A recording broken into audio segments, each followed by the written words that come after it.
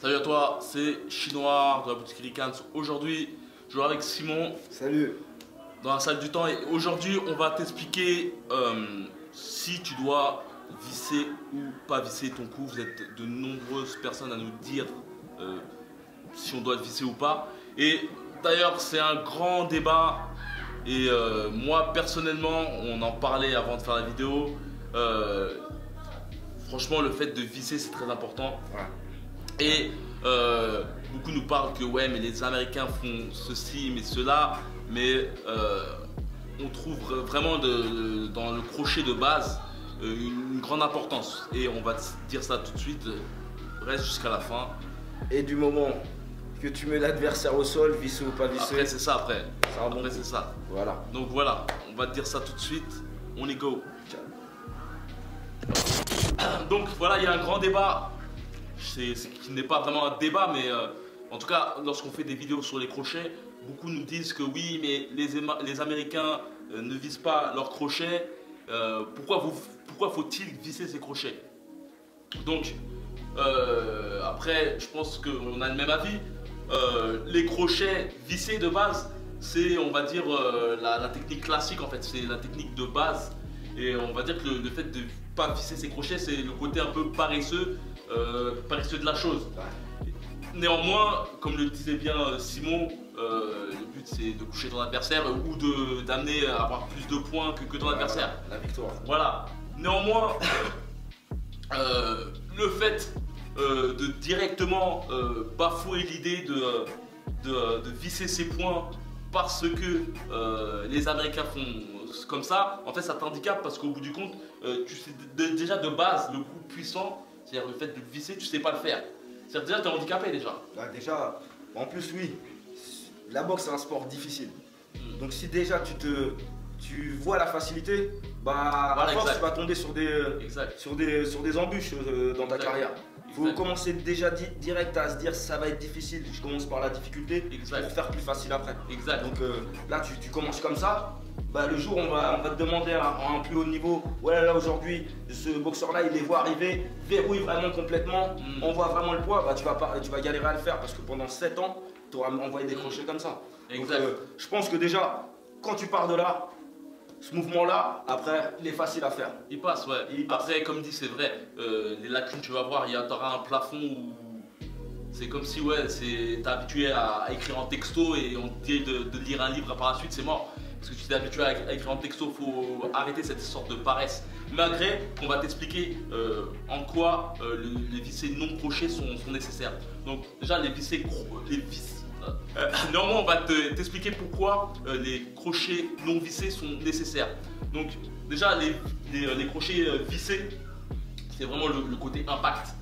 L'impact de la chose, le fait que tu sois, ton avant-bras soit bien contracté, le fait que quand tu le tournes, ton avant-bras est bien contracté, ça t'amène aussi à avoir tes 2 métacarpes qui sont devant, qui permettent vraiment de toucher ton adversaire. Et ensuite, il y a vraiment c'est vraiment, tu sens que tu es bien gainé quoi.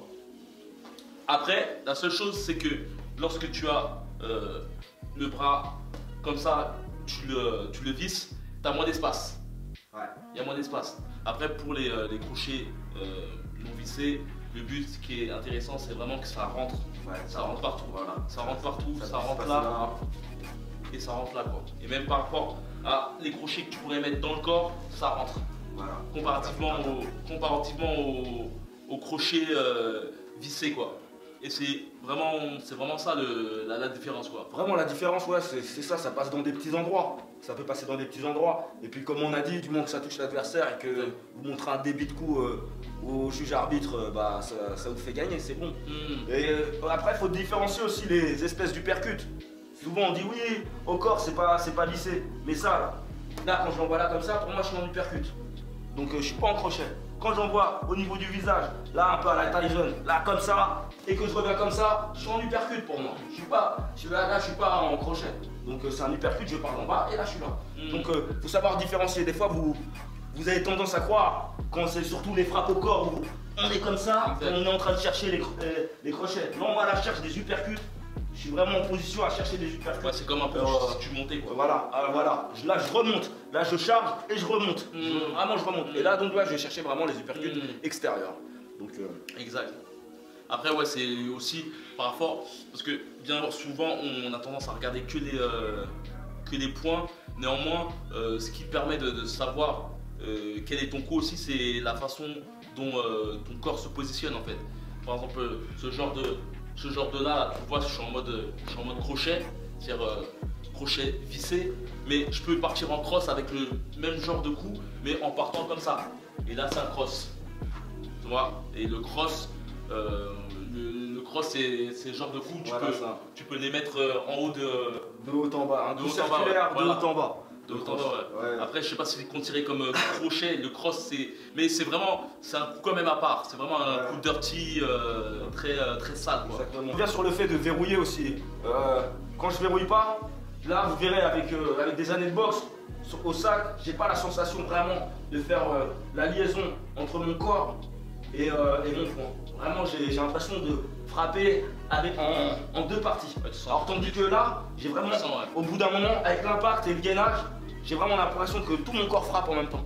Que j'ai pas dissocié mon bras de mon corps. Vraiment que tout mon corps frappe en même temps. Là, j'ai l'impression de frapper en deux parties. Que d'envoyer et ensuite frapper avec que mon bras. Donc moi, c'est de la sensation, c'est ce que je ressens après des années et des années. Après, je sais que voilà, quand on n'a pas le temps, ça m'arrive de mettre des crochets comme ça. Et pourtant, dans ma tête, les gens de l'extérieur le voient ouvert, mais dans ma tête, c'est comme si j'allais essayer de verrouiller. Et j'en suis sûr que j'ai fait plus mal. Parce que dans ma tête, j'ai cette sensation de vouloir aller au bout des choses. Ouais, donc ouais, franchement, en finalité, pour tes débuts, franchement, ne pense pas qu'il faut jouer à l'américaine ou autre. Les Floyd Mayweather ou autres boxeurs ont commencé par les bases, ils ont souffert avec les bases, ils se sont focalisés sur les bases, tu verrais des Floyd Mayweather vraiment se focaliser sur le moindre petit geste, vraiment être vraiment délicat. Et puis après, au fur et à mesure de faire ce genre de choses, tu peux te permettre de faire d'évoluer avec ton propre style. Mais n'évolue pas avec le style d'un tel sans avoir eu les bases, quoi. Faut avoir tes fondations. Les fondations, exactement les fondations. Parce que sinon après tu seras limité après. Sinon la coordination, les gestes techniques vraiment de base à faire, les contre-attaques vraiment de base avant vraiment de mettre ton style. Ouais, c'est important. Parce que des fois tu vas augmenter d'un niveau, et on va te demander face à un adversaire qui lui boxe comme ça de revenir à certaines bases. Et si tu les as jamais fait, c'est difficile. C'est difficile. Et c'est là que ta carrière elle peut prendre un autre tournant. Alors que peut-être qu'avec ton style à toi, à la base tu gagnais tout. Mais arrivé à un niveau, on va te demander de faire ceci. Et si tu n'as pas ces bases là, ça va être. Donc voilà, on a terminé avec cette vidéo. Comme d'habitude, n'hésite pas à commenter, à nous dire ce que tu en penses, à liker la vidéo, à la partager à un de tes amis. Aussi, n'hésite pas à aller dans la boutique Ricans. On a fait des formations qui sont disponibles si tu souhaites avoir plus de renseignements. Si tu veux avoir vraiment des cours un peu plus ardus, car t'apprendre beaucoup de choses en 5 minutes, 10 minutes, c'est très difficile. Et voilà, là, c'est des formations qui te permettent d'avoir un peu plus de connaissances et vraiment, on pointille vraiment les choses dedans. Il y a plusieurs formations et n'hésite pas à aller à la boutique Ricans. Donc voilà, comme d'habitude, que la boxe soit avec toi. Ciao.